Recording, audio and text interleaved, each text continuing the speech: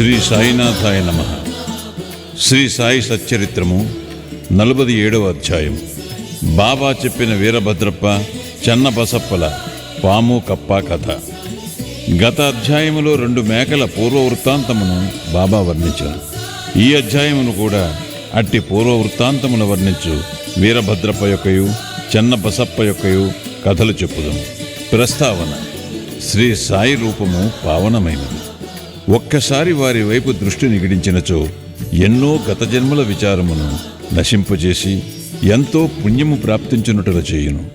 వారి దయాదృష్టి మనపై బరపినచో మన కర్మబంధములు వెంటనే వీడిపోయి మనం ఆనందమును పొందెదము. గంగా నదిలో స్నానము చేయు వారి పాపములన్నయూ తొలగును. అట్టి పావనమైన నది కూడా యోగులెప్పుడు వచ్చి తనలో మునిగి తనలో ప్రోగైన పాపములన్నిటినీ వారి పాదధూళిచే పోగొట్టెదరాయని ఆతురతతో చూచును. యోగుల పవిత్ర పాదధూళి చేతనే పాపమంతయు కడుగుకొని పోవునని గంగామాతకు తెలియను. యోగులలో ముఖ్యాలంకారము శ్రీ సాయి. పావనముచే ఈ క్రింది కథను వారి నుండి వినుడు. పాము కప్ప. సాయిబాబా ఒకనాడు ఇట్లు చెప్పదొడిగెను. ఒకనాడు ఉదయము ఉపాహారము ముగించిన తరువాత వ్యాహ్యాలికి పోయి ఒక చిన్న నది ఒడ్డున చేరితిని. అలసిపోవుటచే అచ్చట విశ్రాంతి నందితిని. చేతులు కాళ్ళు కడుగుకుని స్నానము చేసి హాయిగా కూర్చొనియుంటిని. అచ్చట చెట్ల నీడలున్న కాలిత్రోవ బండిత్రోవ రెండునూ కలవు. చల్లని గాలి మెల్లగా వీచుచుండెను. చిలుమును త్రాగుటకు తయారు చేయుచుండగా కప్పయొకటి బెకబెకలాడుట వింటిని. చెకుముకురాయి కొట్టి నిప్పు తీయుచుండగా ఒక ప్రయాణికుడు వచ్చి నా ప్రక్కన కూర్చుండెను. నాకు నమస్కరించి తన ఇంటికి భోజనమునకు రమ్మని వినయముతో ఆహ్వానించాను. అతడు చిరుము వెలిగించి నాకు అందజేశాను. కప్ప బెకబెకమనుట తిరిగి వినిపించాను. అతడు అది ఏమియో తెలుసుకొన కోరెను. ఒక కప్ప తన పూర్వజన్మ పాపఫలము అనుభవించుచున్నదని చెప్పితిని. గత జన్మలో చేసిన దాని ఫలము ఈ జన్మలోను అనుభవించి తీరవలయును. దానిని గూర్చి దుఃఖించినచో ప్రయోజనము లేదు. వాడు చిరుమును పీల్చి నాకందజేసి తానే స్వయముగా పోయి చూచెదనని చెప్పాను. ఒక కప్ప పాముచే పట్టుకొనబడి అరచుచుండుననియు గత జన్మలో రెండునూ దుర్మార్గులేగాన ఈ జన్మయందు గత జన్మ యొక్క పాపమును ఈ దేహముతో అనుభవించుచున్నవనియు చెప్పితిని. అతడు బయటికి పోయి ఒక నల్లని పెద్ద పాము ఒక కప్పను నోటితో పట్టుకుని ఉండుట చూచెను. అతడు నా వద్దకు వచ్చి 10-12 నిమిషములలో పాము కప్పను మృంగునని చెప్పాను. నేను ఇట్లాంటిని, లేదు, అట్లు జరుగనే జరగదు. నేనే దాని తండ్రిని, రక్షకుడను. నేనిచటనే ఉన్నాను. పాము చేత కప్పనెట్లు తినిపించెదను? నేనిక్కడ ఊరకనే ఉన్నానా? దాని నెట్లు విడిపించెదనో చూడు. చిలుము పీల్చిన పిమ్మట మేమా స్థలమునకు పోతిమి. అతడు భయపడెను. నన్ను కూడా దగ్గరకు పోవద్దని హెచ్చరించెను. పాము మీద పడి కరుచునని వాని భయము. అతని మాట లెక్కించకయే నేను ముందుకు పోయి ఇట్లాంటిని. ఓ వీరభద్రప్ప, నీ శత్రువు చెన్నబసప్ప కప్పజన్మమెత్తి పశ్చాత్తాపపడుట లేదా? నీవు సర్పజన్మమెత్తినప్పటికీ వాని యందు శత్రుత్వము వహించియున్నావా? ఛీ, సిగ్గులేదా? మీ ద్వేషములను విడిచి శాంతింపుడు. ఈ మాటలు విని ఆ సర్పము కప్పను వెంటనే విడిచి నీటిలో మునిగి అదృశ్యమయ్యాను. కప్ప కూడా గంతు వేసి చెట్ల పొదలలో దాగెను. బాటసారి ఆశ్చర్యపడెను. మీరన్న మాటలకు పాము కప్ప నెట్లు వదిలి అదృశ్యమయ్యను. వీరభద్రప్ప ఎవరు? చెన్నబసప్ప ఎవరు? వారి శత్రుత్వమునకు కారణమేమి అని అతడు ప్రశ్నింపగా అతనితో కలిసి చెట్టు మొదటికి పోతిని. చిలుము కొన్ని పీల్పులు పీల్చి అతనికి వృత్తాంతమంతయు ఈ రీతిగా బోధించితిని. మా ఊరికి 4-5 మైళ్ళ దూరమున ఒక పురాతన శివాలయము కలదు. అది పాతబడి శిథిలమయ్యను. ఆ గ్రామములోని ప్రజలు దానిని మరామతు చేయుటకై కొంత ధనము ప్రోగు చేసిరి. కొంత పెద్ద మొత్తము ప్రోగైన పిమ్మట పూజ కొరకు తగిన ఏర్పాటు చేసిరి. మరామత్తు చేయుటకు అంచనా వేసిరి. ఊరిలోని ధనవంతుని కోశాధికారిగా నియమించి సర్వము అతని చేతిలో పెట్టిరి. లెక్కలను చక్కగా వరాయు బాధ్యత వానిపై పెట్టిరి. వాడు పరమలోభి. దేవాలయము బాగు చేయుటకు చాలా తక్కువ వ్యయము చేశాను. దేవాలయములో ఏమీ అభివృద్ధి కానరాలేదు. అతడు ధనమంతయు ఖర్చు పెట్టాను. కొంత తాను మృంగెను. తన సొంత డబ్బు కొంచెమైనను దానికై వెచ్చించలేదు. తియ్యని మాటలు చెప్పువాడు.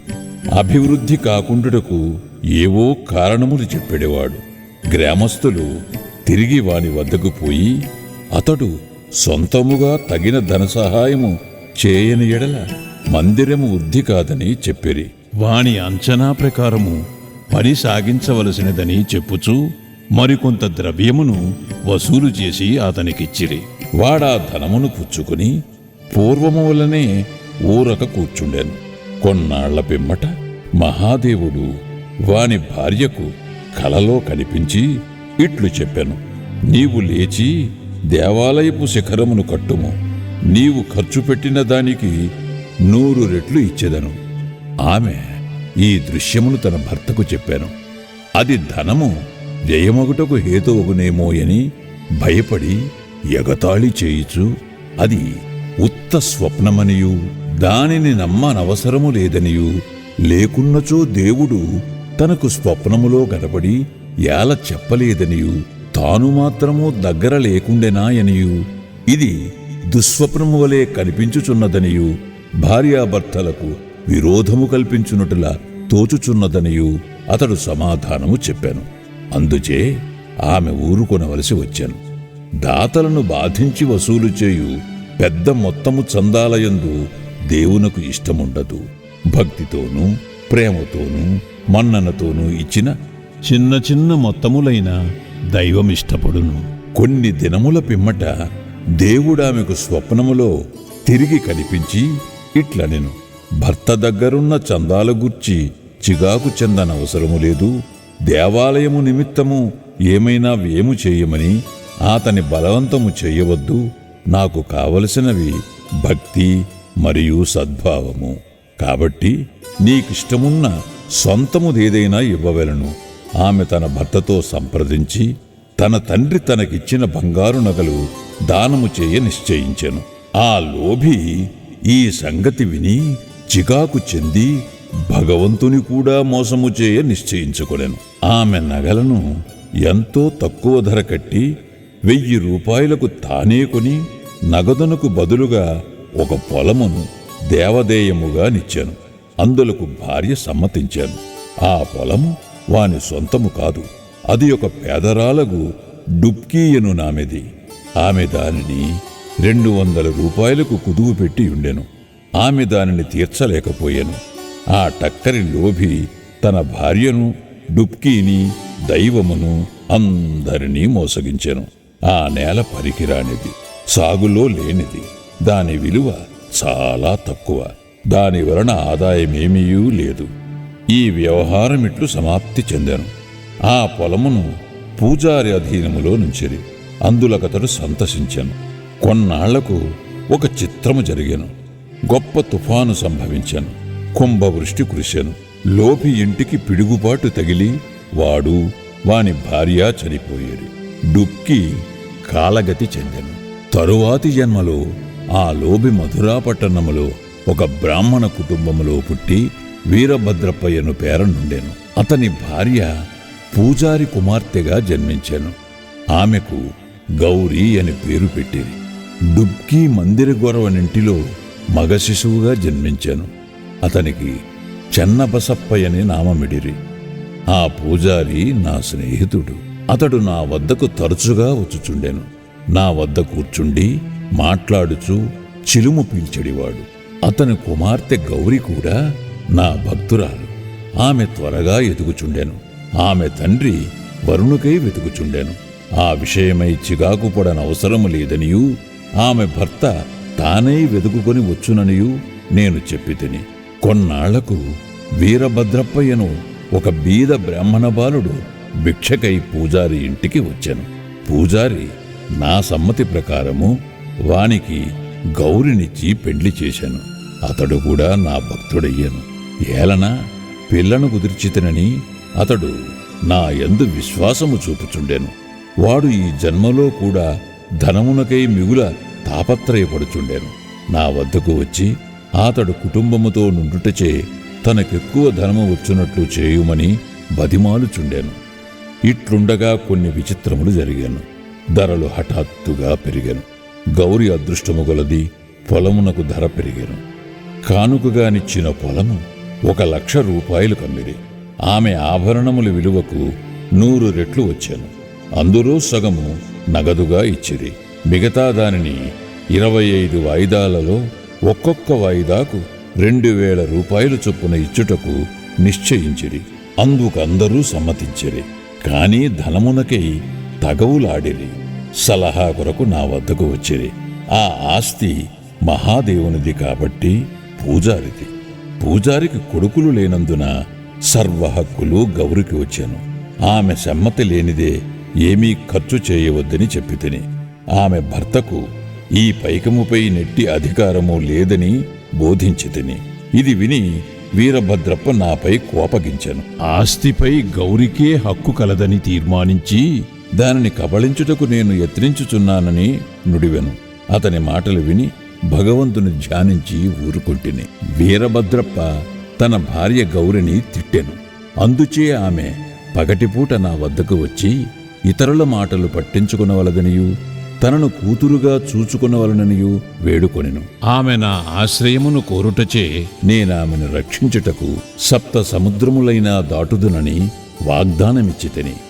ఆనాడు రాత్రి గౌరికొక స్వప్న దృశ్యము కనపడెను.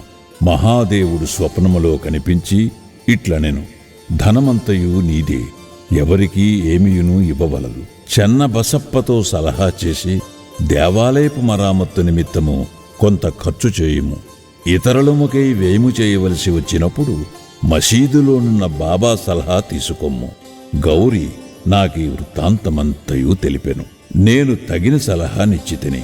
అసలు తీసుకుని వడ్డీలో సగము మాత్రము చెన్నబసప్పకు ఇవ్వమనియు వీరభద్రప్పకు ఇందులో జోక్యము లేదనియు నేను గౌరికి సలహానిచ్చితిని. నేనిట్లు మాట్లాడుచుండగా వీరభద్రప్ప చెన్నబసప్ప కొట్లాడుచు నా వద్దకు వచ్చిరి. సాధ్యమైనంత వరకు వారిని సమాధానపరచితిని. గౌరికి మహాదేవుడు చూపిన స్వప్న దృశ్యమును చెప్పితిని. వీరభద్రప్ప మిగుల కోపించి చెన్నబసప్పను ముక్కలు ముక్కలుగా నరికెదరని బెదిరించాను. చెన్నబసప్ప పిరికివాడు. వాడు నా పాదములు పట్టి నన్నే ఆశ్రయించాను. కోపిష్టి శత్రువు బారి నుండి కాపాడేదనని నేను వానికి వాగ్దానము చేసి తిని. కొంతకాలమునకు వీరభద్రప్ప చనిపోయి పాముగా జన్మించాను. చెన్నబసప్ప కూడా చనిపోయి కప్పగా జన్మించాను. చెన్నబసప్ప బెకబెకలాడుట విని నేను చేసిన వాగ్దానమును జ్ఞప్తికి తెచ్చుకుని ఇక్కడికి వచ్చి వానిని రక్షించి నా మాటను పాలించుకుంటుని. భగవంతుడు ఆపద సమయమందు భక్తుల రక్షించుటకై వారి వద్దకు పరుగెత్తును. భగవంతుడు నన్నిచటకు పంపి చెన్నబసప్పను రక్షించాను. ఇదంతయు భగవంతుని లీల. నీతి. ఈ కథ వల్ల మనము నేర్చుకున్న నీతి ఏమనగా, ఎవరు చేసిన దానిని వారే అనుభవించవలను. ఇతరులతో గల సంబంధములన్నిటినీ బాధను కూడా అనుభవించవలను. తప్పించుకుని సాధనము లేదు. తనకెవరితోనైనా శత్రుత్వమున్న ఎడల దాని నుండి విముక్తిని పొందవలను. ఎవరికైనా ఏమైనా బాకీయున్నా దానిని తీర్చివేయవలను. రుణము కాని శత్రుత్వ శేషము కాని ఉన్నచో దానికి తగిన బాధపడవలను. ధనమునందు పేరాస గలవానిని అది హీనస్థితికి తెచ్చును. తుట్ట తుదకు వానికి నాశము కలుగు చెయ్యును. శ్రీ సాయినాథాయ నమః. 47వ అధ్యాయము సంపూర్ణము. సద్గురు శ్రీ సాయినాథార్పణమస్తు. శుభం భవతు.